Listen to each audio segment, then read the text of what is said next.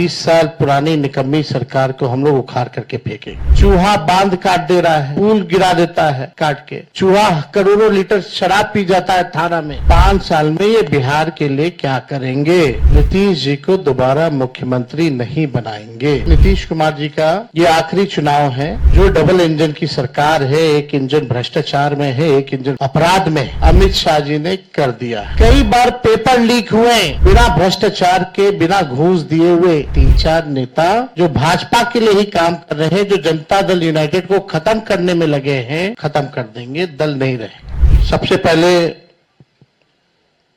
कई बार ये सवाल उठाए जा रहे थे और हमसे ज्यादा आप ही लोगों को ज्यादा इंतजार था कि महागठबंधन का सीएम का चेहरा कौन होगा। जितना बेताब आप लोग थे उतना हम नहीं थे। जितना इंतजार आप लोगों को था उतना हम लोगों को नहीं था।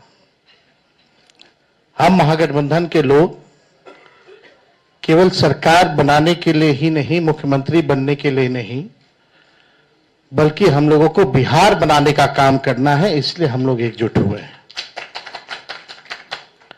और हम आदरणीय लालू जी का, राबड़ी देवी जी का, मैडम सोनिया गांधी जी का, राहुल गांधी जी का, खरगे साहब जी का, प्रियंका गांधी जी का, दीपांकर जी का, मुकेश साहनी जी का, डी राजा साहब जी का, आईपी गुप्ता जी का, बेबी साहब जी का, नरेश जी, ललन जी का हम दिल से धन्यवाद देते हैं कि सभी महागठबंधन के साथियों ने मुझ पर पुनः भरोसा जताया है।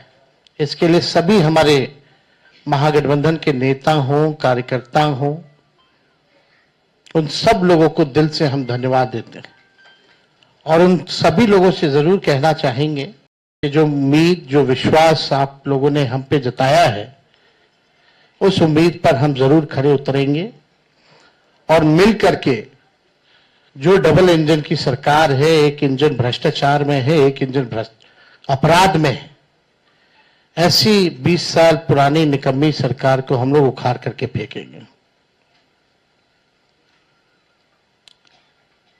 ठीक कहा अशोक गहलोत जी ने कि भाई हमारा तो जॉइंट प्रेस कॉन्फ्रेंस भी हो गया, इससे पहले कई राउंड हम लोग साथ भी बैठे, लेकिन हम लोगों ने नीतीश जी के साथ जो है, जो अन्याय हो रहा है एनडीए में, एक बार भी कोई भी जॉइंट प्रेस कॉन्फ्रेंस जो है नहीं की गई है और ना ही ऑफिशियली रूप से मुख्यमंत्री का चेहरा घोषित किया गया है। तो हम लोग तो शुरू दिन से ही कह रहे थे कि भाजपा के लोग नीतीश जी को दोबारा मुख्यमंत्री नहीं बनाएंगे और इस पे और किसी ने मुहर नहीं लगाया है, बल्कि अमित शाह जी ने एक बार नहीं कई बार इस बात को बोला है कि विधायक दल की जो संख्या होगी वो तय करेगा। लेकिन अमित शाह जी से हम जानना चाहेंगे, इस बार आप ये बात कह रहे हैं, पिछले बार तो ये बात नहीं थी। यह लगातार 20 साल से एनडीए की सरकार है, हमेशा से मुख्यमंत्री का चेहरा आप लोगों ने घोषित किया। आखिर क्या कारण है कि इस बार आप नीतीश कुमार जी का मुख्यमंत्री के चेहरे का नाम का घोषणा क्यों नहीं कर रहे? अब ये सवाल बड़ा खड़ा होता है। तो हम लोग तो जो कहते थे वही हो रहा है और आप देख लीजिए, जो भी जनता दल यूनाइटेड में जो नेता हैं, नीतीश जी के खराब सेहत का वो चेहरे का इस्तेमाल करके 3-4 नेता जो भाजपा के लिए ही काम कर रहे हैं, जो जनता दल यूनाइटेड को खत्म करने में लगे हैं, अब चुनाव के बाद जनता दल यूनाइटेड को भी ये लोग खत्म कर देंगे, दल नहीं रहेंगे। यानी आप मान के चलिए कि नीतीश कुमार जी का ये आखिरी चुनाव है। ये स्पष्ट अमित शाह जी ने कर दिया है, निर्णय ले लिया है।